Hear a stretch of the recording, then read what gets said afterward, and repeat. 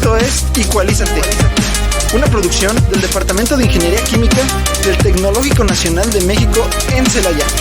Entrevistas, cápsulas, reportajes, investigación, eventos, posgrados y todo lo relacionado con las diversas áreas de la ingeniería química.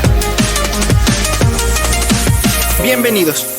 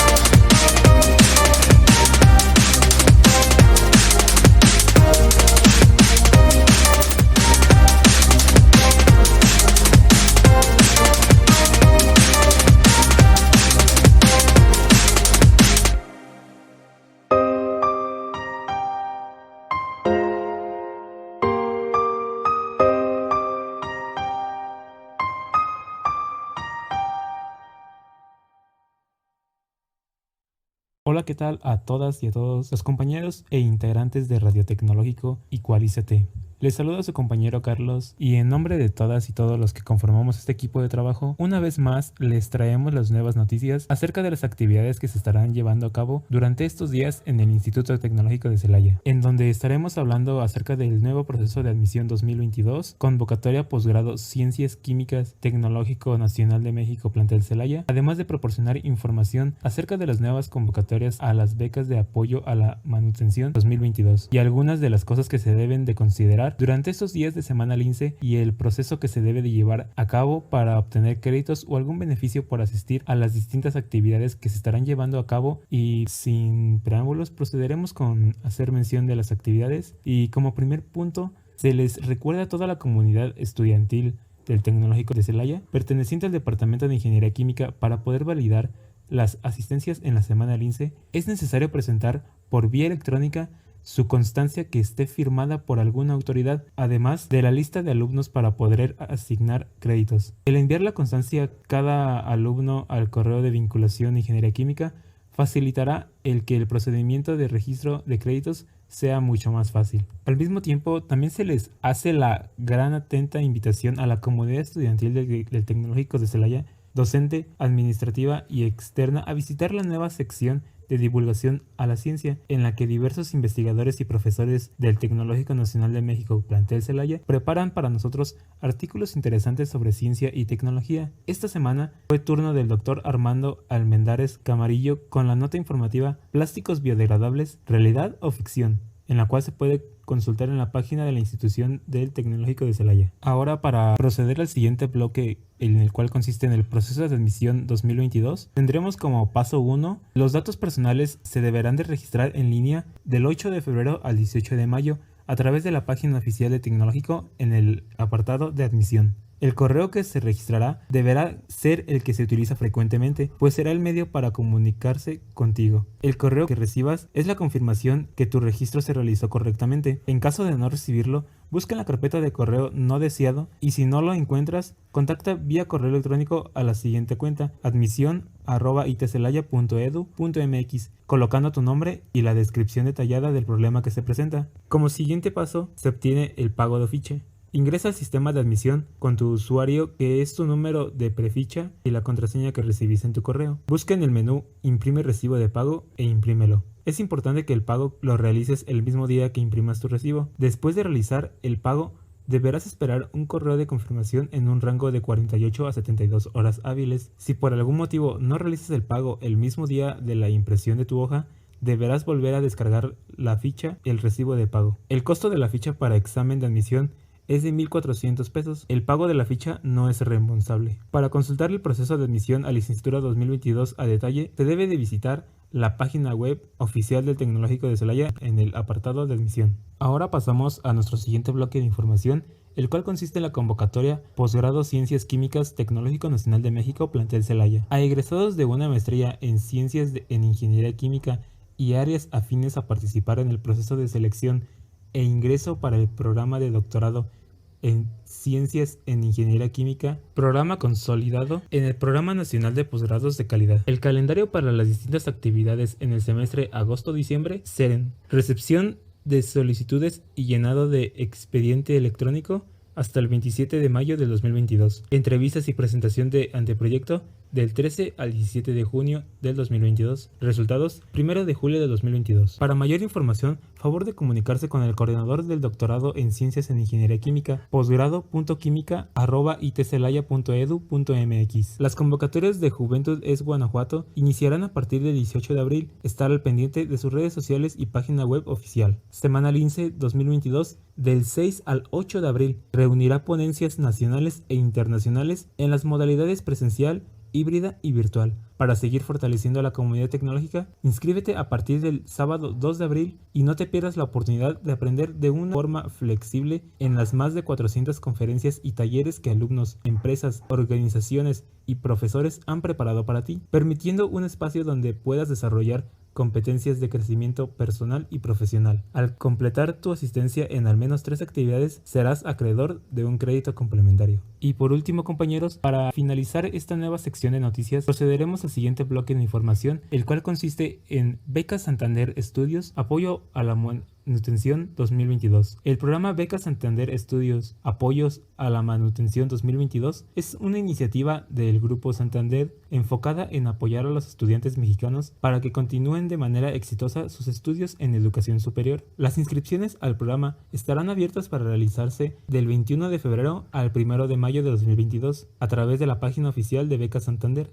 En el momento del registro, los interesados deben cumplir con los siguientes requisitos y documentos para realizar su aplicación. Primer requisito: historial académico actualizado, emitido por servicios escolares de la institución de procedencia Cardex, que compruebe el 30% de créditos cursados y con un promedio mínimo de 8. Serán considerados como válidos formatos digitales descargados directamente de la página oficial de su institución. Segundo requisito: credencial de estudiante vigente, emitida por la institución donde cursa sus estudios. En caso de no contar con una credencial de estudiante, será considerado como válido un documento emitido por la institución de procedencia. Tercer requisito: realización de curso, introducción a las habilidades digitales. Una vez finalizada la inscripción en la plataforma, el postulante recibirá su clave de acceso para el sitio Santander y así certificarse en este curso y poder avanzar en la ronda de selección. Este curso cuenta con una duración de 8 horas y es una información básica en temas de la nube, ciberseguridad, Internet de las cosas, Big Data, inteligencia artificial, realidad virtual y aumentada e impresión 3D. Una vez que el postulante se registre, contará con 7 días naturales para concluir este curso y emitir su certificado para que el sistema detecte su término. Cuarto y último requisito: exposición de motivos. Al momento del registro, el postulante contará con una casilla para el registro de su exposición de motivos con una extensión máxima de 280 palabras. Y así, compañeros, es como finalizamos esta sección de noticias y recomendaciones. Se les hace la más cordial invitación seguir con nosotros en las demás actividades que se lleven a cabo a mano de nuestros compañeros del departamento y compañeros. Muchas gracias. Hola, ¿qué tal? Y buenas tardes a todos y cada uno de nuestros estimados radioescuchas. Mi nombre es Elizabeth Robles y soy estudiante de la carrera de Ingeniería Química. El día de hoy les traigo una pequeña cápsula sobre la historia del caucho sintético. El caucho ha pasado por un largo proceso de investigación que muchas personas desconocen y es por ello que es necesario saber cuál es su historia y quiénes permitieron su existencia para que hoy en día sea uno de los productos principales para diferentes sectores, tales como la construcción, minería, marítimo, seguridad vial, entre otros. Primero que nada, la palabra caucho deriva de caoutchouc, utilizado por nativos en la Amazonia, que quiere decir árbol que llora. Todo esto comenzó después del descubrimiento de América, cuando ciertos indígenas usaban el caucho para poder crear pelotas de juego. Ellos lo obtenían al hacer un corte al tronco de un árbol llamado hevea, que expulsaba un líquido elástico denominado látex. Lo recogían para luego poder exprimirlo y darle forma de pelota. Los conquistadores españoles no solo se quedaron asombrados al ver que las pelotas daban grandes saltos durante el juego, sino también que usaban este material para poder crear zapatos de goma o ropa que les permitían protegerse de la lluvia. Además, creaban tiras para sostener los instrumentos que ellos poseían. En 1736, Carlos María de la Condamine, geógrafo matemático francés, tuvo varias muestras de látex que llevó a Francia junto con una descripción de los productos que fabricaban los mismos indígenas, despertando así un gran interés general y científico en la sustancia, que empezaron a estudiar sus propiedades desde ya. En 1770, el caucho pasa al campo industrial gracias al químico británico Joseph Priestley, quien descubrió que se podía usar la goma de caucho para borrar marcas de lápiz sobre papeles, dando origen al nombre goma de borrar, o como lo conocemos hoy en la actualidad, borrador. En 1839 se descubrió el proceso de la vulcanización gracias a Charles Goodyear, quien mejoró la durabilidad y utilidad del caucho al poder mezclarlo con azufre. Desde ahí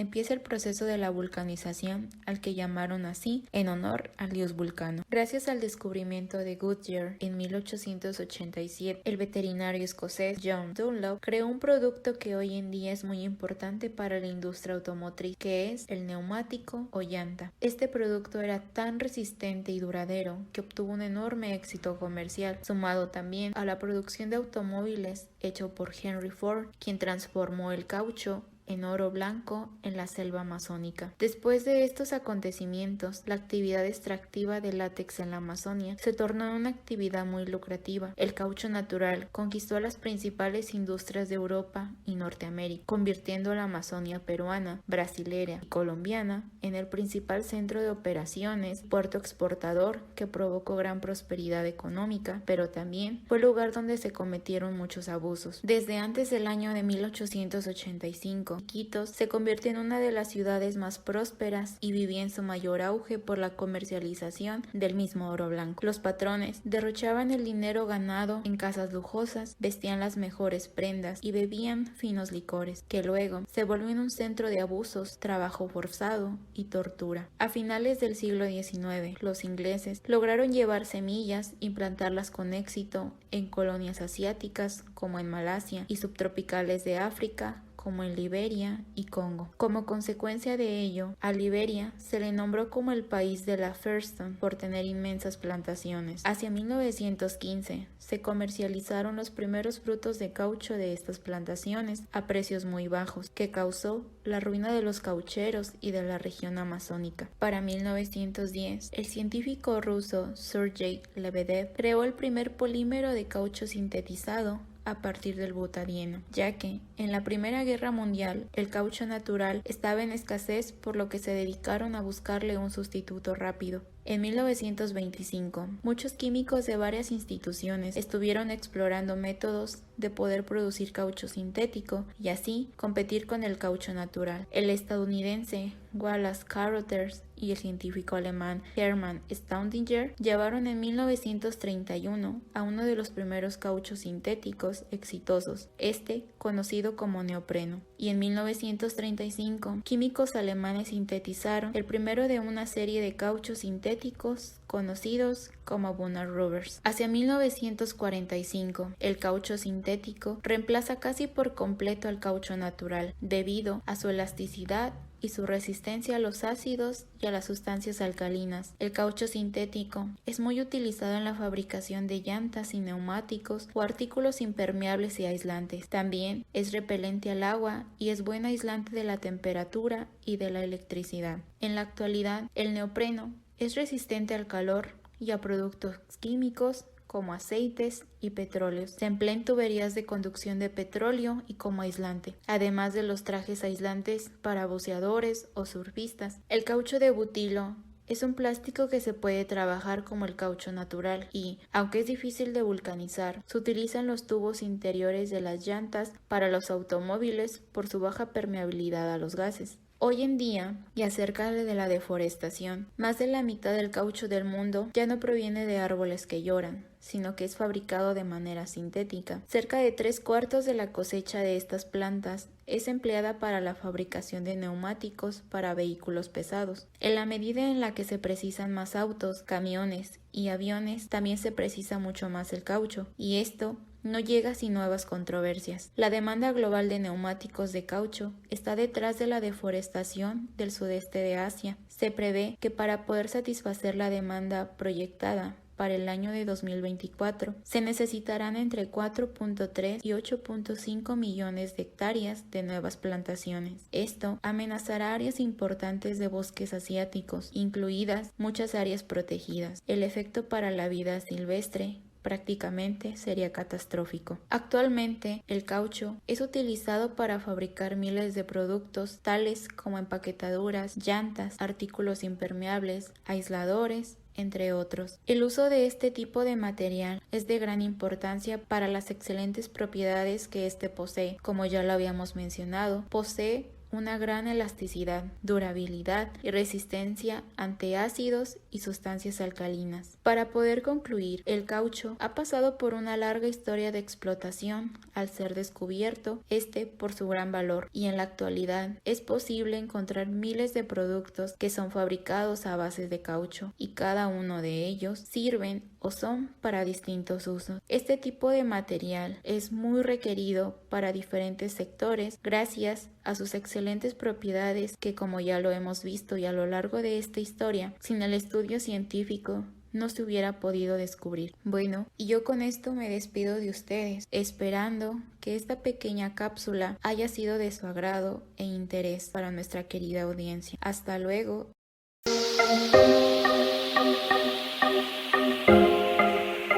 Esto es Ecualízate. Reacciona, balancea tus sentidos. Ya regresamos.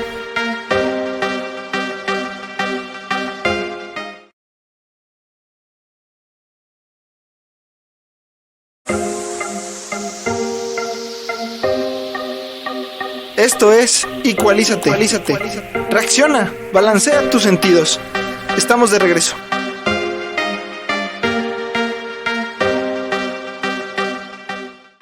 Muy buenas tardes a todos nuestros radioescuchas. El día de hoy tenemos como invitado al Dr. Edgar Omar Castrejón González, docente e investigador del Departamento de Ingeniería Química en el Tecnológico Nacional de México en Celaya. Antes de continuar, mi compañero Ángel les compartirá una breve semblanza.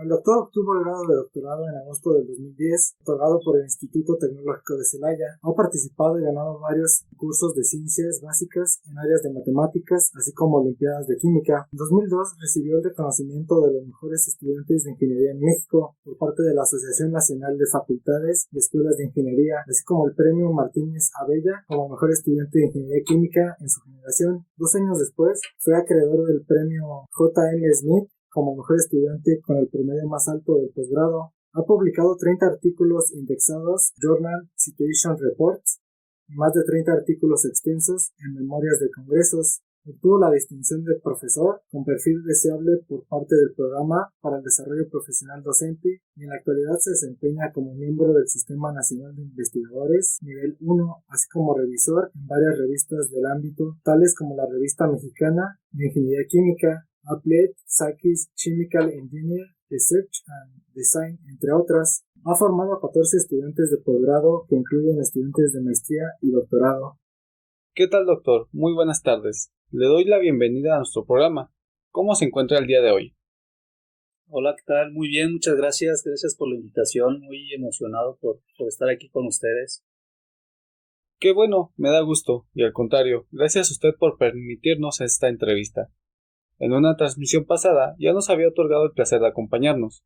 En esa ocasión nos platicó su labor como jefe de proyecto de docencia de la licenciatura en Ingeniería Química, siendo principalmente la asignación de profesores para la impartición de materias tanto en la propia carrera como en otras de la institución. Para este día nos gustaría abordar lo relacionado a su labor como docente e investigador dentro de la universidad. Por favor, explíquenos, ¿qué actividades desempeña en cada ámbito?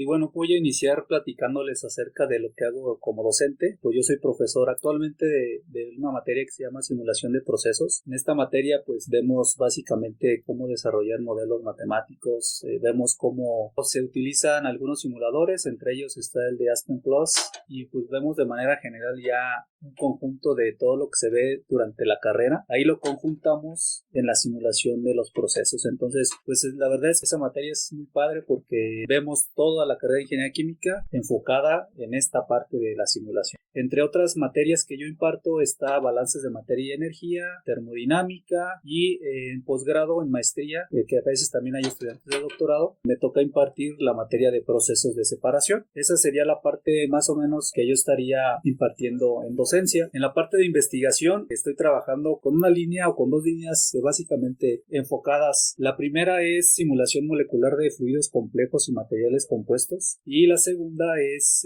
simulación de procesos combinadas con reacción química. Donde más tenemos, digamos, artículos publicados, material, es en la parte de simulación molecular. Entonces eso es básicamente de manera general lo que nosotros hacemos aquí en el departamento. Y bueno, como ya lo comentaban ustedes, ¿no? Estoy encargado ahorita de la jefatura de docencia, que pues también consume una parte del tiempo aquí.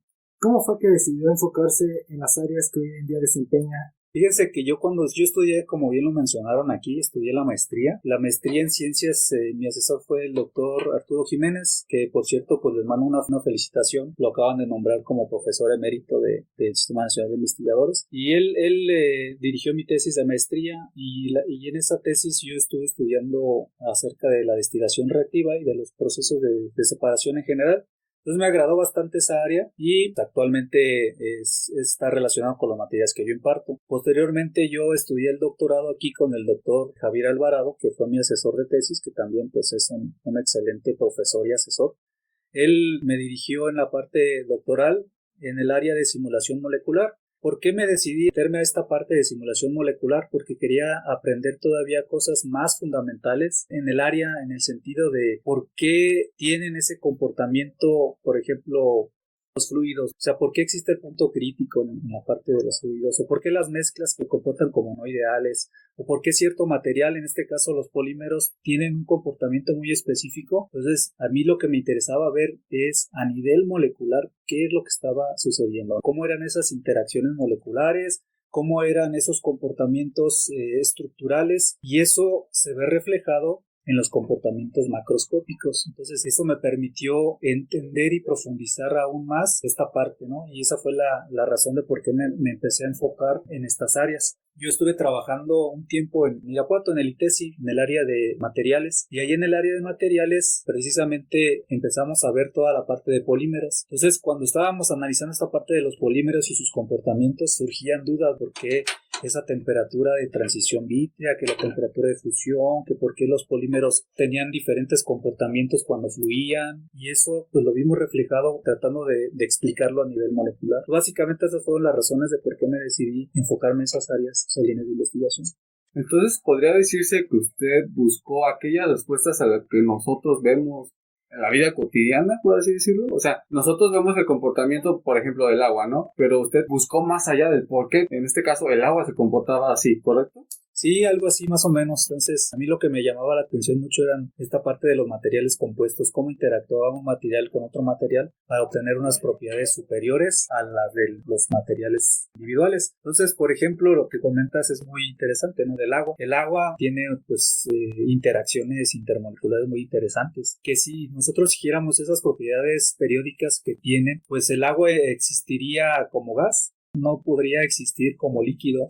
Pero dadas esas interacciones intermoleculares que tiene el agua, de sus fuentes de hidrógeno básicamente, es por la razón por la cual existe en su fase líquida, y pues gracias a eso tenemos vida, ¿no? En este planeta, por ese tipo de comportamientos. Entonces, por ejemplo, hay, no sé, etanol-agua, ¿no? La mezcla etanol-agua forma azeótropos. ¿Pero por qué se forma ese tipo de azeótropos? Pues porque ocurren también ciertos tipos de interacciones intermoleculares, y eso se ve, se vislumbra a partir de este análisis al nivel molecular. Y ese tipo de cosas son las que pues yo estaba buscando, ¿no? Como parte de mi formación, como parte de mi entendimiento, y pues tratar de profundizar en esta área. Para que la audiencia comprenda un poco más el tema, ¿podría explicarnos brevemente a qué se refiere con un azeótropo, por favor? Sí, un azeótropo es cuando, por ejemplo, ustedes tienen una mezcla agua y etanol. El agua y el etanol tienen puntos de ebullición diferentes, pero a ciertas composiciones de temperatura, de presión y de composiciones ocurre que esa mezcla se comporta como una sustancia pura. Ya no existe esa diferencia en los puntos de ebullición, sino que es un solo punto de ebullición y no se puede purificar más allá. Esa mezcla está alrededor del 95% en masa, ese azeótropo. Entonces, si ustedes quieren purificar agua y etanol por destilación ordinaria, no van a poder hacerlo. ¿Por qué? Porque está esa barrera de azeótropos. La idea de hacer una purificación por destilación es aprovechar esas diferencias de los puntos de ebullición. Pero si no existe esa diferencia en los puntos de ebullición, pues no vamos a tener esa posibilidad de hacer la separación. Entonces, este es un ejemplo pues, de azeótropo muy, muy sencillo, que es muy aplicado en la vida diaria. Hay algunas alternativas ya para poder romper los azeótropos, para desplazarlos, etc. Qué interesante. Entonces, si, por ejemplo, yo fuera un empresario dedicado a este sector y quisiera realizar una destilación, pero me encuentro con un azeótropo, ¿qué podría hacer? Existen algunas alternativas para hacer una purificación del etanol. En este caso, el etanol más puro es utilizado como aditivos para aumentar el octanaje, por ejemplo, en gasolinas o una aplicación básicamente en ese sentido en la parte de biocombustibles. Entonces, lo que se hace es utilizar destilación extractiva o destilación azeotrópica. La destilación extractiva pues combina la parte de destilación con extracción líquido-líquido. Entonces ahí lo que se hace es precisamente romper esas barreras de interacciones intermoleculares para que el azeótropo ya no se forme o se desplace. Y en ese momento ya se podría generar la destilación a purezas más altas. Viéndolo desde afuera, uno llegaría a pensar que el destilar alcohol sería un proceso relativamente sencillo, pero la presencia de estos comportamientos en las moléculas no lo hacen tarea fácil. Esto que nos cuentas es muy interesante, pero pasando a otra pregunta, ¿qué obstáculos presentó a lo largo del desarrollo de su trayectoria y cómo fue que le hizo frente a ellos? Sí, miren, yo desde la licenciatura, cuando entré yo a la licenciatura aquí, pues tenía problemas económicos, ¿no? O sea, yo la verdad es que pues era complicado, pues ustedes mismos lo han vivido, ¿no? Es costoso mantenerse, pagar renta, pagar la estancia, pagar toda esta parte que se requiere y pues aparte los insumos y los materiales que nos piden. Entonces aquí fíjense que pues yo fui bendecido, fui afortunado porque nos dieron una beca nada más a 3 personas de aquí del tecnológico. Una beca de excelencia que en este caso la institución que las otorgaba se llamaba, no sé si todavía exista, Becas Prometeo. Y esta institución nos daba una beca quincenal de 1,132 pesos. Entonces eso me permitió pues ahora sí que pagarme yo toda mi estancia aquí. Y así fue como estuvimos venciendo ese obstáculo. ¿Qué implicaba tener esta beca? Pues tener un promedio más de 90, no reprobar ni regularización, estar estudiando inglés, estar leyendo literatura mexicana, estar enviando reportes cada 3 meses de esto que nos pedían. Y bueno, se supone que si yo salía y iba a trabajar a la industria o a una institución privada, pues tenía que regresar este monto, ¿no? De la beca, ya como una beca crédito.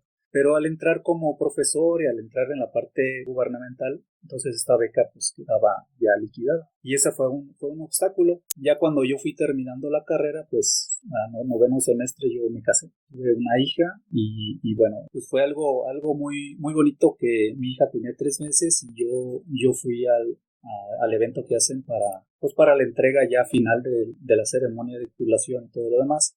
Y ahí entregan los reconocimientos a los mejores promedios. Y a mí me otorgaron el reconocimiento al mejor promedio de todas las carreras aquí del tecnológico de mi generación. Y muchos de mis compañeros se acuerdan que yo paso con mi hija de 3 meses ahí a recibir reconocimiento, ¿no? Lo cual fue muy motivante para mí. Posteriormente, pues entro a la maestría, después de haber trabajado alrededor de 1 año.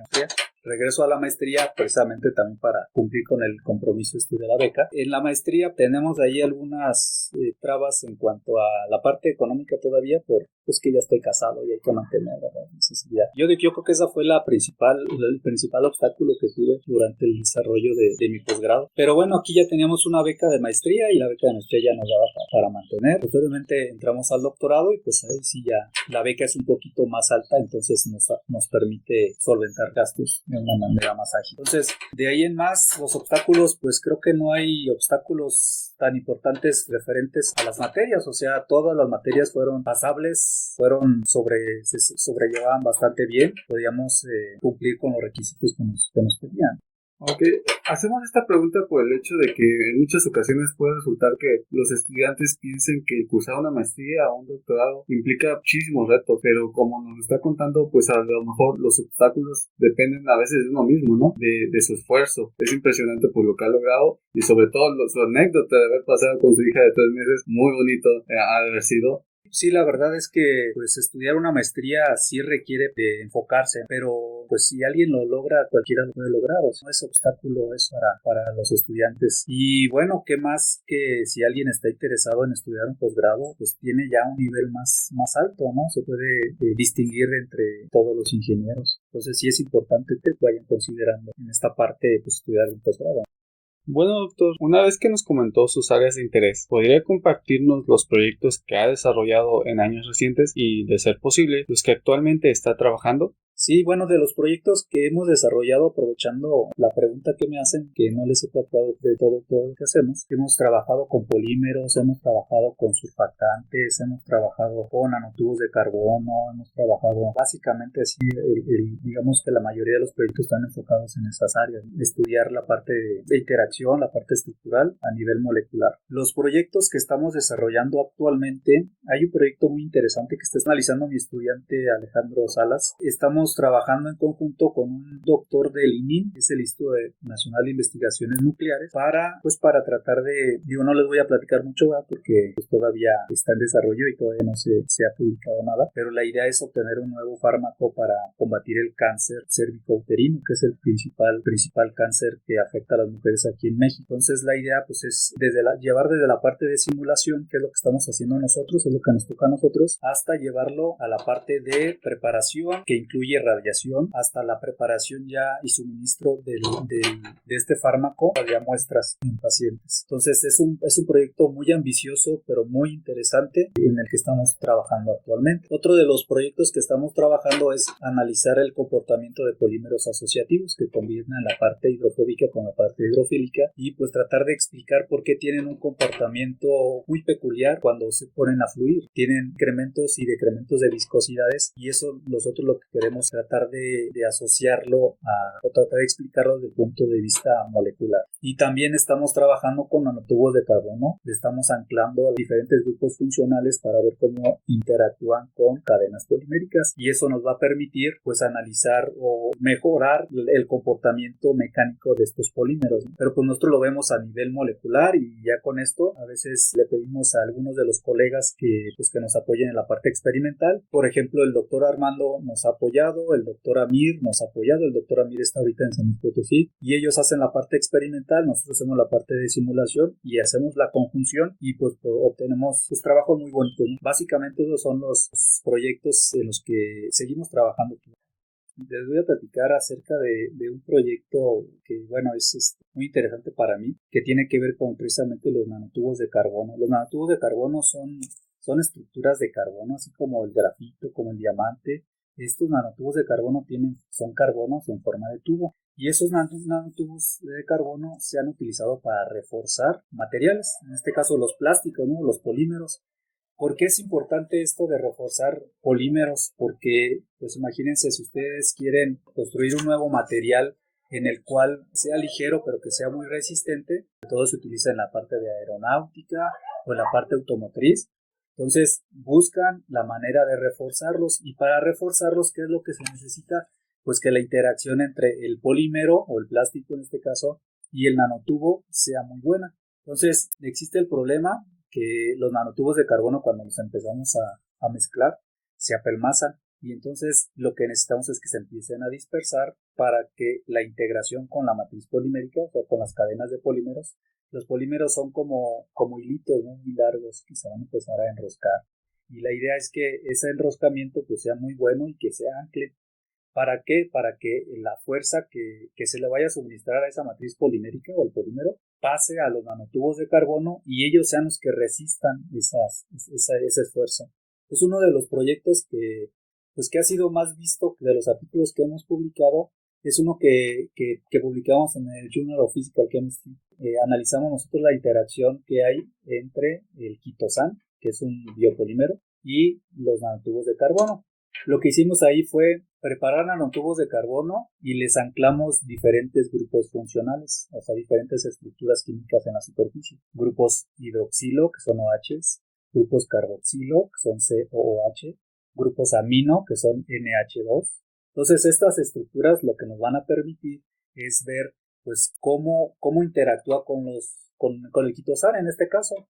Y estuvimos probando, pues, cómo era la interacción a nivel de simulación y nos dimos cuenta que el biopolímero quitosan tiene un cierto grado de desacetilación. Cuando tenía 50% de grado de desacetilación y cuando lo hacíamos interactuar con grupos amino, nanotubos de carbono con grupos amino, veíamos que prácticamente abrazaban nanotubos de carbono. Eso nos daba pues idea de que esa era la mejor interacción que teníamos, aparte de que calculábamos otras propiedades como puentes de hidrógeno, energías de interacción, etcétera. Y bueno, con simulación logramos esa parte de ver esa efectividad que tenía el quitosan con el nanitubo de carbono. Y eso nos lo llevamos hacia la parte de experimental. El doctor Armando y su grupo de investigación nos apoyó a hacer esta parte, donde midió módulos de Young y se dio cuenta que precisamente en las condiciones en que nosotros habíamos predicho con simulación, eran esas condiciones las mejores, donde teníamos el módulo de Young más alto. Entonces eso nos quiere decir pues que la simulación nos puede predecir de manera muy favorable el comportamiento que ocurre a nivel experimental. Y entonces ese fue uno de los artículos que pues ahora sí que relativamente tienen más citas, que han sido más vistos por la comunidad científica, y pues que ha sido bien recibido, ¿no? ¿Nos podría explicar más qué importancia tiene lo de los tubos de carbono para reforzar los polímeros? ¿Por qué esto es tan importante de investigar y de comprender? Sí, les comentaba que estos nanotubos de carbono sirven como refuerzos. Hagan de cuenta cuando ustedes o cuando en este caso las constructoras le ponen varillas al concreto, las varillas pues es lo que le da el soporte, ¿no? Lo que es como el esqueleto que tiene el concreto. En este caso es algo similar. Los nanotubos de carbono le dan ese refuerzo al polímero, entonces el polímero ya no es tan frágil. Y eso, por ejemplo, en el proyecto que yo les acabo de platicar del quitosan, por ahí existía la idea de preparar pues vendajes para quemados con quitosan, pero el quitosan es muy frágil. Entonces a la hora de reforzarlos ya con nanotubos de carbono ya se hacían como hilos más resistentes. Y a la hora de tejerlos tendrían ya la ventaja pues de que resistían más estos vendajes en las partes que lesionadas. El quitosan es un biopolímero que se puede absorber, es biocompatible con el cuerpo humano. Entonces, para tratamiento de quemaduras, pues sería muy interesante porque los vendajes se ponen y luego se quitan y a la hora de quitarlos, para hacerles curaciones, se daña otra vez la herida.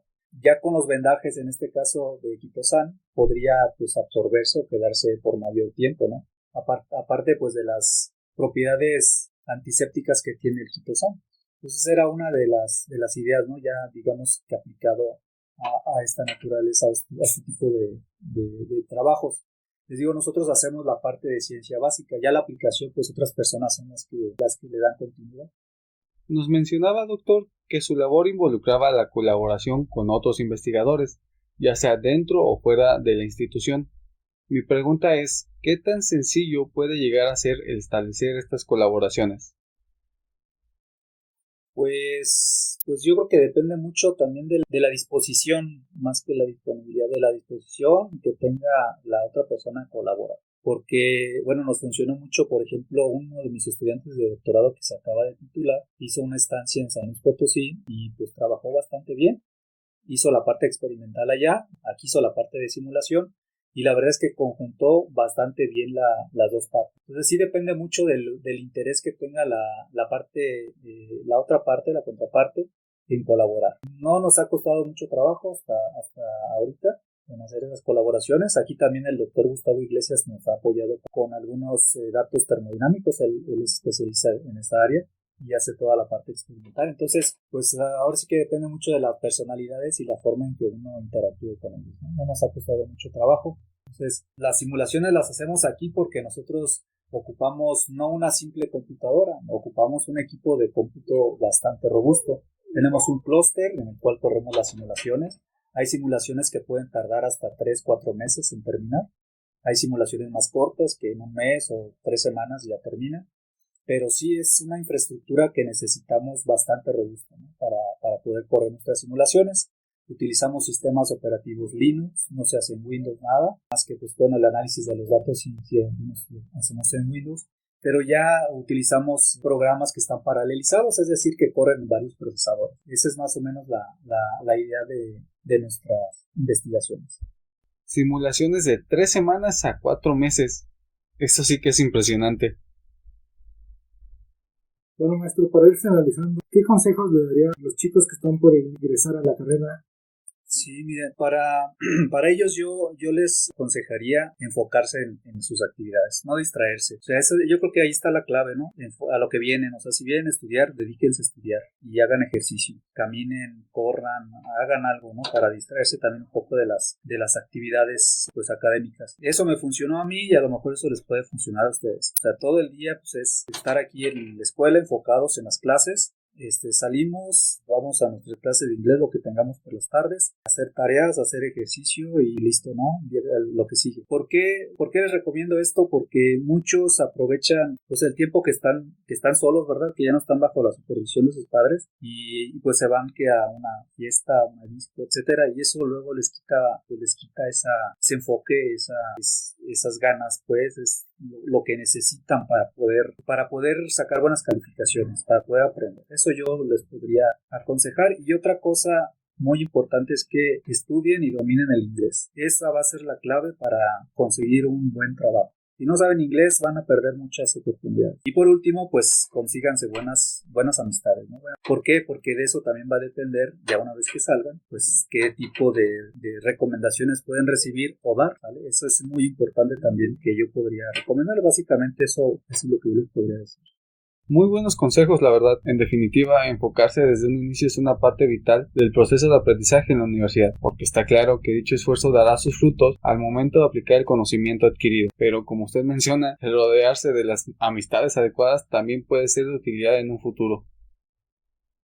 Por ejemplo, para los alumnos que en este momento regresaron de pandemia y ahora tienen que adaptarse a la presencialidad, ¿qué consejos les daría además? Bueno, pues yo creo que sí es complicado ahí ese cambio de ritmo, ¿verdad? Pero creo que poco a poco lo van a ir adaptando. Yo pensaría que pues también aplican los mismos consejos que yo les doy, ¿no? O sea, tienen que enfocarse, no distraerse, porque ya estando aquí pues va a haber muchas distracciones, entonces enfocarse a lo que viene. O sea, sí se vale pues que vayan a una fiestecita o algo, pero pues que no sea tan seguido. Creo que esa es la clave, ¿no? Para poder tener éxito. Que sí, o sea, tenemos muchas distracciones y ahorita ya con las partes estas digitales y redes sociales todavía más distracciones, inclusive sin salir de casa. Entonces, sí enfóquense, primero terminen sus responsabilidades y ya después lo que sigue.